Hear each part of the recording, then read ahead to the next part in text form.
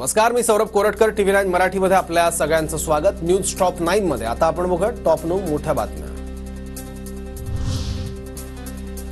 पंतप्रधान नरेंद्र मोदी आज वर्धा जिल्ह्याच्या दौऱ्यावर. पीएम विश्वकर्मा योजनेच्या वर्षपूर्ती सोहळ्यात लाभार्थ्यांना किट वाटप केलं जाणार.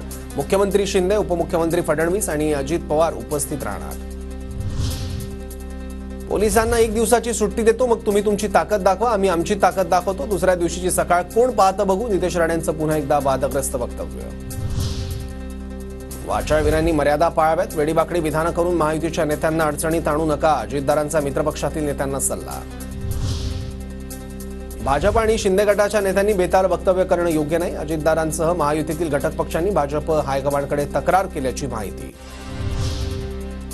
गणपतीच्या मिरवणुकीवर दगड मारली, त्यावर का बोलला नाही. नितेश राणेंचा अजितदारांना सवाल. वरिष्ठांना तक्रार करायची तर करू द्या, पण हिंदुत्वाशी तडजोड करणार नाही. नितेश राणे ठाम. अजित पवारांनी कोणाकडे तक्रार केली माहिती नाही, पण नितेश राणे हिंदुत्वाचं काम करतायत. त्यांच्या बोलण्याचा कधी कधी वेगळा अर्थ निघतो. नारायण राणे स्वतः त्यांच्याशी बोलले. देवेंद्र फडणवीसांची माहिती.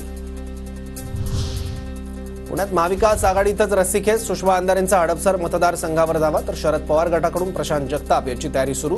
प्रशांत जगताप यांच्या तयारीचे पोस्टर सोशल मीडियात व्हायरल.